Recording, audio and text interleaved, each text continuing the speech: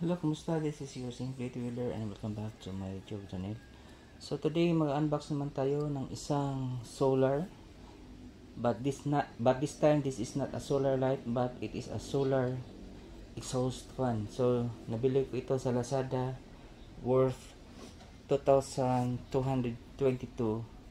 That includes the shipping fee. So buksan na natin dahil excited na akong makita ang unit na ito, at the same time ma-check natin if the item is in good condition sa pag-receive natin.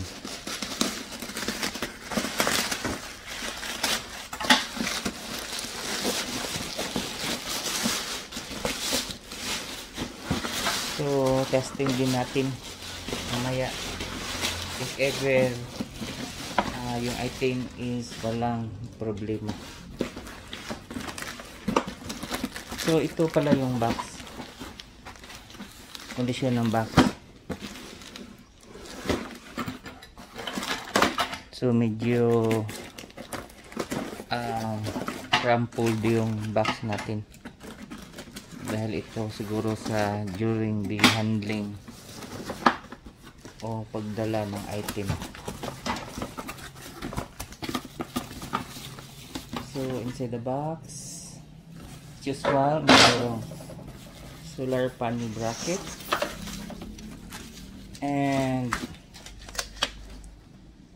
the solar panel itself, but tingnan yung solar is exposed yung ang tawag dito, yung connection niya. So I think this will be considered defective. So wala namang crack yung solar panel.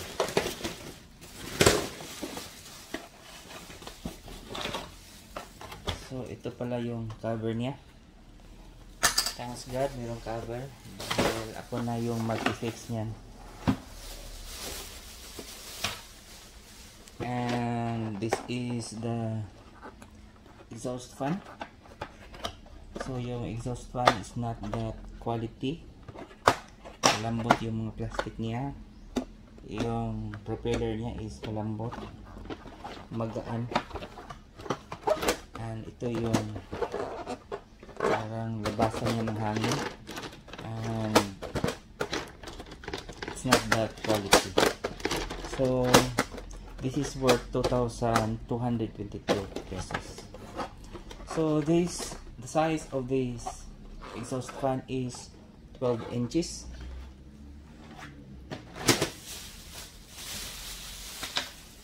And may kasama pang bolt butterfly nut para dito sa solar panel. Ito yung hinahanap ko na item na solar lang, walang battery. Yung power niya directly papunta dito sa exhaust fan. So testing natin sa labas if gumagana ba siya. So ito pala yung kabitan ng solar panel.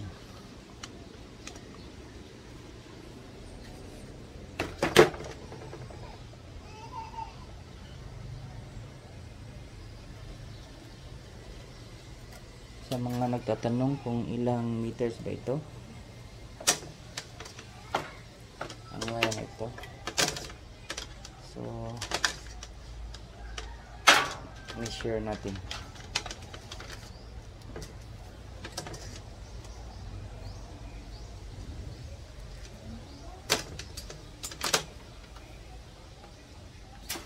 So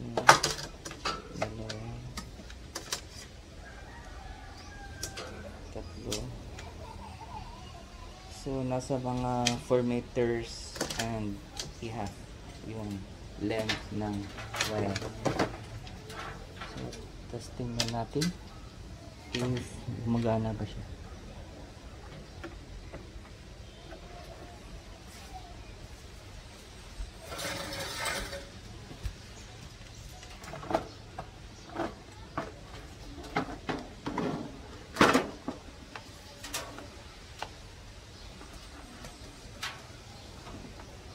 So gumagana siya, and pag itinatapat sa araw,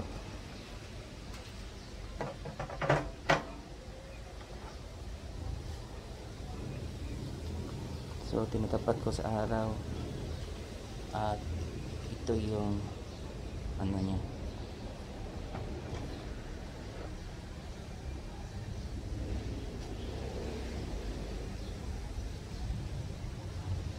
So yung exhaust niya is pahinto-hinto yung ano, yung rotation, and yung hangin is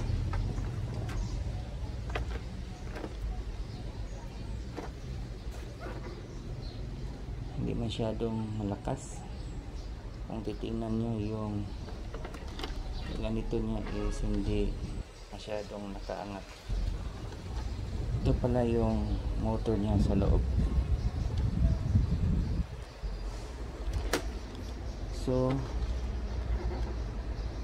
hindi masyadong nakaangat. I don't know if kung masyadong malakas yung sikat ng araw is ano, lumalakas din yung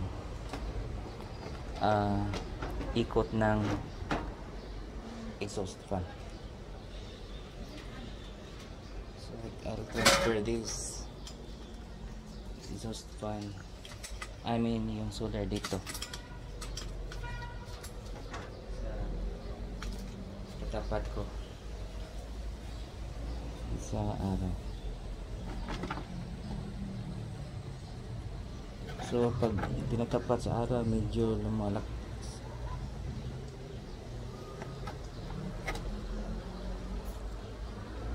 So sa camera nakita mo is parang nag-i-slow yung ano niya, yung ikot ng fan, dahil ito sa frame rate ng camera, frame rate setting na ginagamit ko. So this is 4K 30 frames per second, kaya ganito nag-slow. Masyadong tinatapat sa araw is medyo lumalakas yung ano niya, ikot ng fan. So pag wala masyadong araw is understandable na mahina yung pag-ikot niya o paghigop ng hangin. So hanggang dito na lang. This is your Simply Two-Wheeler. Don't forget to like, subscribe, and hit the notification bell kung gusto nyong palaging ma-update sa mga bagong videos ko, na tulad nitong unboxing at product review. So once again, bye bye.